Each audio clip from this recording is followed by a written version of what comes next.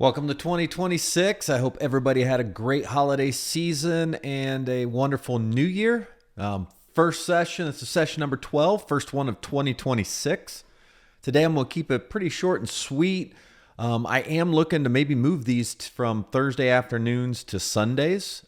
So if that works better for you, leave a comment down below or respond in our group chat and let us know. Today I was just going to work through one template. We'll just go through and do some modifications. I do want to touch on some new features in Templates Manager. As 2026, we can look to make a shift to just continue to make better workflow tools to go along with all of our thousands of wonderful designs. So today we'll get started with that. So I want to talk about the workflow for a client. When you're working with your clients and sharing from widget selections on into Templates Manager to edits to exports. So let me pull up here. This is my widget. As a member, everybody has a unique widget available to them. You can either embed it in your website or you can just host, we'll host it at a unique URL. The domain does not point back to us in any way. That is what this is here. So what we're going to do today is I'm gonna go ahead and grab a postcard and let's do, we got proms coming up. So let's do a fun, this is always a popular one every spring. We'll grab the Paris here. So let's just do some customer comments here, right? So Jane Doe.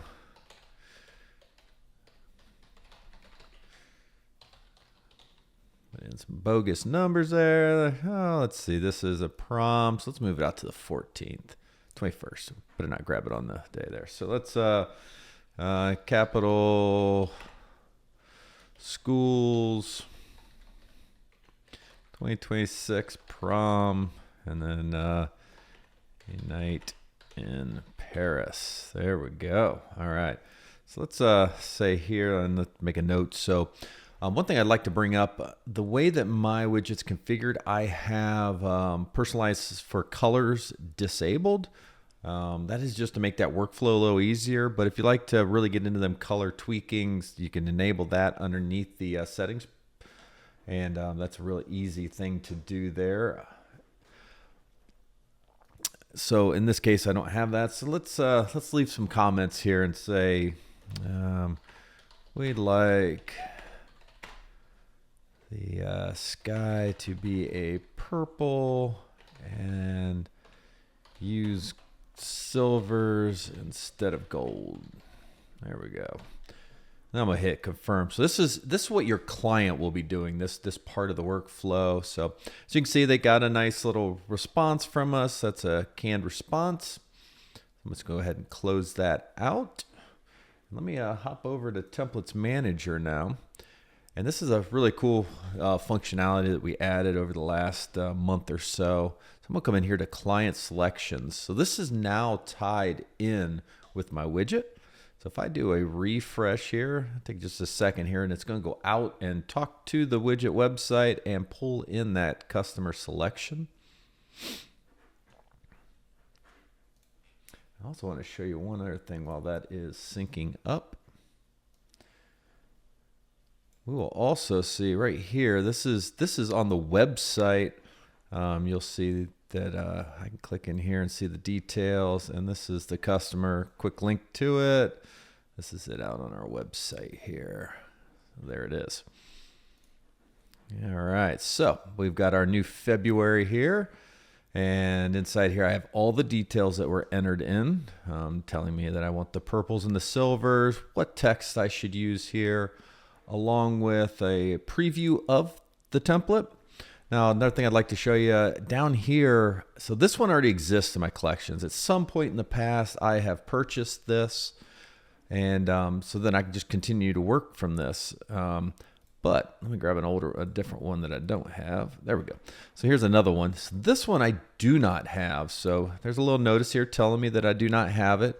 And if I I need to get this for my client, I can just click there. I don't have to leave the app. I can go order it straight from within here, making that workflow nice and smooth. But I'm gonna come back here. That's enough about that. And I'm going to go ahead and just click Create Client Edit. So this is going to make a duplicate copy on my hard drive that is free for me to edit on, and I will not destroy the original, and I will always have that to work from going forward. So I'm just going to keep the names the same. Actually, let's go up here and do Capital Schools. That way I know what this is when I go look at it. And we'll click Create here, and then I can click here. So here it is. But if you're working, I know a lot of you have a large collection and a lot of events going on any given time. You know, these can be designs edited months in advance. So this could be a very large section for you. So you can actually filter in here and go ahead and select what client you're getting ready to work on. That will pare it down and make it a little easier to get to. And then I'm just going to come here. I'm going to click on Open PSD. And that's going to go ahead and just open that file up there for me. I do want to show you one other thing. If I come back here to customer selections, I can do this exact same functionality down below here. So I have the same edit function here. I also have another nice little thing where I can pop open the email or the README, and that's going to tell me where my fonts are at and give me some other links to stuff. So always valuable to click on that, especially if you do not have the fonts installed, though I do have something cool coming for that in the near future. All right, so let's get back to our edit for this week. So this one we're going to be editing. It's going to be a night in Paris. So we got an evening here. We're going to be changing it to Capital Schools and then prom. So we'll go prom 2026 down here in the font area. And then, let me see. So I do have some missing fonts. Let's see which one I am missing. It says I do not, even though it says I have it. Let's see here. I think I have this one, and it is confused. It is. It is just confused. I don't know why Photoshop does this sometimes, but it does. All right, so now all my fonts are installed. We're ready to go. First step I'm going to do, I'm going to hide my watermark. I'm going to hide the guides layer. Those are there for your references, but not necessary for any kind of edits. And then I'm going to start working through. I'm actually going to pull this over. I have two screens. I'm going to pull this over here so I can look and make this as quick as possible to bring in some of this information. Just a second, because it's just a little easier sometimes. I feel like I like to copy and paste whenever I'm working with these to prevent errors. So if the client enters it a certain way, we don't necessarily know if sometimes if it's a misspelling or just a funnily strange, a strange way of writing something. So I like to copy paste. So let's come in here. Let's start working on this. We're going to get our Capital Schools in here. And 2026 prom. And then I like the way that uppercase looked. The designer had chosen to type those in uppercase. I'm going to use this little utility right here, and this is going to force everything to all caps. So there we go. And then right here, instead of an evening, we are going to be a night in Paris. There we go. All right, so let's move forward with our color edits. First is going to be our background, as you can see. Now I like to hide stuff like this, so I'm hiding the layer. Now I can see other elements. So I can see that we have a shadow here that's also blue on the text. So we'll want to come back and edit those too as we go to the purple color. All right, so I'm gonna come in here, I'm gonna click Colorize, and Photoshop's almost always going to default down to 25% on saturation. We want to bring that back up. You don't have to overly saturate it. I like it personally in that 75% range unless we're doing some really vibrant colors. That's just something to keep note on if you see it look real dull after you click Colorize. But do make sure that you always click the Colorize. Now I'm just going to pull this hue on over into the purples. And since it's a nighttime, I think we want to keep those purples like a dark rich. So that'd be very similar to kind of what we had done, how the blues are. So it's just giving it that purple hue to it. The next thing we're going to come in and do is I want to see how this looks because I think that changing the skyline into a purple might actually give a nice aesthetic to it. So let's see how that looks. Now that I'm going to 100% saturate. Now we're working in blacks, so something to keep in mind. So your lightness will always start at 0. When you're working in blacks, that's the absence of all color. So we always will have to lighten it at some percentage above 0 for it to become, be able to actually start to display that color. And if we're working in whites, we're going to deal with the exact opposite. So white is the presence of all color. So we will start at 0 and we will have to take away from that to get the blowout of the white because white is everything. So as you move that darker, now your colors will start to show. And that's really going to be you're just going to play with that till you get it the way that you would like it. So you can see as I pull that in, I think it's going to be a little high. So I'm going to go with 5. Now this is still blues. I like to always kind of match myself here. So 266 is the color value I had there. So let's go ahead and do that. There you go. So I think that gives it just a little bit more cohesiveness than the black. So I like that. So I'm gonna keep moving forward with that. And we're gonna come into these fonts and we're gonna change these effects that are on it. So we've got 3 effects. They're drop shadows on each of them. And I'm just going to take a quick look at something. Just this is for curiosity. So we're 1700. So the distance is going to tell you how far that shadow expands past based on the angle. Spread is going to give a strong blur coming out. And size is actually, I think they should call it feather, because as I play with that, it will soften it. See how it softens, and it'll go to nothing pretty much. So when we're at this 0 spread, 0 size, we are going to have pretty much a duplicate of the element that the shadow is applied to in the background. So I'm just going to use the color picker here, and we're going to take this dark color, and that is what we're going to use. Now I know this, so I'm going to take note of this. We are 1700 and 0. I want to take a look at this next one here. So this one is 23. So I thought there might be some variation there. So I'll keep moving forward this way. What I was looking at, if they were all the same distance, I was just going to copy and apply the layer effects. Shrink the ones we've already done. All right, one more. There we go. So now we have a more color-centric shadow there that matches the purples we have moved to.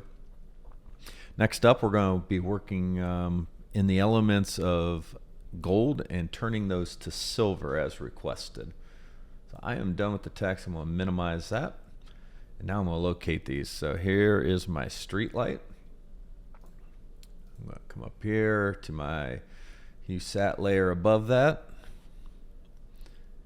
Now I like to leave a little bit of warmth back in these. So I usually come down into about the 5 on desaturation, because that'll leave a little bit of warmth there, and it doesn't feel quite as sterile. So we're going to make these all 5s as we move through here. So next one is going to be, they called it shine. So we do want to desaturate that. That has got a gold in it. So colorize, and once again, we're going to go to 5. You'll see those kind of become white. And we've got our frames. Colorize 5. As you can see now, it's starting to come to life with our silvers. And that is everything in the overlay that's now done. Where is our moon? Is also a nice gold. So that, we could play with that a little bit too, and kind of warm that one. You can get away with a little bit of, like just make that element stick out a little bit, especially since it sits over top. So I'm going to give that just a little bit of gold back.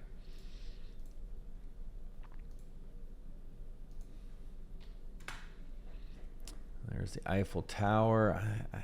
Like, do we make that move away into the background? Do we really we might want to brighten that up even a little bit. Kind of like the way that's looking. And we'll bring that into the 20 there. Keep working our way, and then we have stars, and those again are a gold. So let's go ahead and desaturate those down. Let's see what those look like if we really lighten them up versus darken them. Let's make those a little stronger like that. And then the last thing, we want to go around the stroke that's around the text, and I don't know that I want to go with a silver on that. I'm thinking more like maybe we can do like a dark gray and kind of see how that looks on that. So I was wrong. I am not done here. We'll come back and we're going to grab that stroke layer. And we can just grab a color here to start with. Grab one of these dark ones to see how those kind of looks. That's a little too bland. I don't know if I'm liking that or not.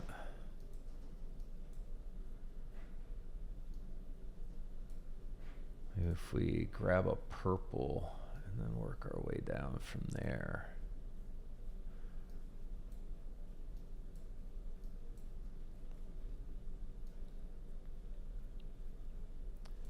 I think I like that. So I'm going to copy that color code, because since this is a stroke with just a solid color applied, I can just copy and paste that right in there. And I do not believe there's any stroke, no stroke on the actual school name. All right, so there we are with our elements all changed over. We're now purples and silvers as requested. We've updated our text on the layout. So now we would go through the steps of saving out the files. And to do so, we're not going to want these color spots. I'm going to do a background first.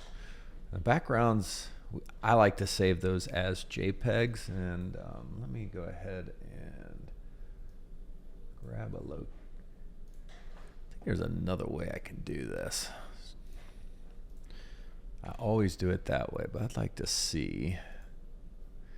Yeah, okay, so they did take that out of there. I haven't played in there for a little while, so we're going to do an export save as. There we go. And I am just going to save that into my documents. And I like to name that background.jpg. And next thing I'm going to do, so we could do an overlay, just the elements like this. If you're using a software that supports both background and background plus overlay, this works great. But another trick we can do is we can display text, overlay, and background, and then find this coordinates layer. We're going to hold the control button, and I'm going to click right on that thumbnail image there. And that is going to give me some dancing ants here, or marching ants, I think is the term more commonly used. Next thing I'm going to do is I'm going to come up here to select, and I'm going to inverse that. So that's going to make the selection backwards.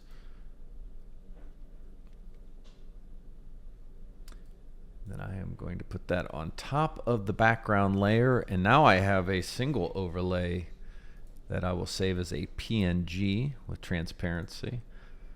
And I will save that out. Then I can just save my PSD, and I am done there. So that is my edit for that. Now if I come back here, I can actually go export this, and it will stick it into where I have specified for my exports, which I have the defaults for that going. If I can find a folder that's good to use for that.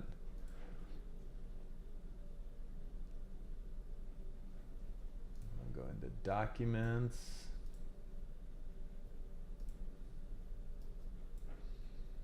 And then Photo Booth Templates. Let me bring that onto this screen. Exports. And now I have a zip file with my coordinates plus my background and overlay ready to import into my software. So that is some functionality also that's still being played with. Looking at some more efficient ways to tie Photoshop's export into the actual directory of your customizations, which in my case is in the same folder, documents, photoboothtemplates.com, and then customizations. And today's is right here. So if you export out to that same folder, then when you do the zip export, all the files will come that you've modified. So that's a nice little thing to do there. If you're using Photoshop itself, there is a script that I'll be providing soon that you can run from within there that will just kind of automatically do that for you, and you won't have to do anything except for select that script. So that's it. Real simple design for the week. Just wanted to go through, touch base on changing golds into silvers, lightening darks and giving some color to those, using the sliders to be able to manipulate a color into, from a blues to the purples in this case. And we looked at some effects on layers. One thing I will say that we can also do is if inside Templates Manager, I do have these screens also available, so we could quickly go in and modify those too. So currently the widget does not select those, so it'll only do the print template. But if you already got the screen or you purchase it alongside of it, you can just come in and do a create, and then you can select the client that you're going to be working with from here. So we'll put it here. Let's just go ahead and say capital schools proms, and we'll just go ahead and put screens. Now if I come to my client edit, filter by Jane again. Now I have my screens right here also, and those will also pop up here now. So I can then quickly open it up and work through those edits on this screen also. So I'm not going to do screens this week. Like I said, this is the first one, lightly attended. I do appreciate all who have attended today. And as I said, I'm looking to move this to Sundays, so hopefully it frees everybody up. A little bit more flexible schedule than through the work week. I understand those afternoons can be tough, especially for those of you with a 9-to-5 job. So we're going to look to ease that a little bit. So that's all I've got for session 12 here. If you got any questions, feel free to reach out to me, shoot me a DM, leave a message in the Template Club group, or contact me through support on the website. I highly recommend everybody gives Templates Manager a try. I think you'll find it to be a useful tool for both visualizing what you've purchased, searching it quickly, making customizations, and never having to touch the file system yourself. Let the tools take care of that for you. You just work on the quick edits and get that out to your client for approval, and then into your software for that event. So that's all I've got. I hope everybody has a great rest of your week, and I will see you next week, either Thursday or Sunday. That is yet to be determined.